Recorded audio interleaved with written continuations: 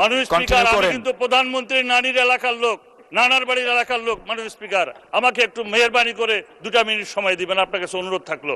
আমি আমার এলাকার মানুষের জন্য আরেকটি কথা বলতে চাই, যেটা 2006 সালে আমাদের সরকার যখন ক্ষমতায় ছিল, আমাদের দলজন ক্ষমতায় ছিল, তখন বিরল একটি পোর্ট আছে ভারতের সঙ্গে, আমরা সেটা চালু করার জন্য ব্যবস্থা নিয়েছিলাম, কিন্তু ফ্যাসিস্ট সরকার সেটা বন্ধ করে দিয়েছে।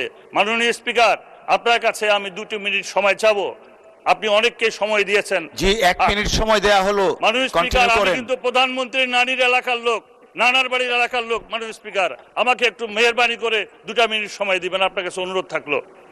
মাননীয় স্পিকার, আমার যেটা বলছিলাম, এই পোর্টটি যদি চালু হয়, আমাদের ভারতের সঙ্গে যাতায়াত ব্যবস্থা অত্যন্ত সুন্দর হবে এবং আরামদায়ক হবে এবং সহজ হবে।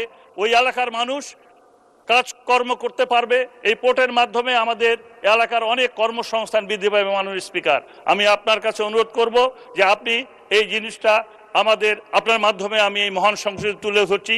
সংশ্লিষ্ট মন্ত্রীরা যদি এখানে থাকেন, ওনারা যদি নোট ডাউন করেন, এই ব্যাপারে যদি একটি পদক্ষেপ নেন, আমি মনে করব যে আমাদের এলাকার মানুষ অনেক শান্তিতে থাকতে পারবে, অনেক কর্মযোগ্য সৃষ্টি হবে, এলাকার মানুষের কর্মের সৃষ্টি হবে।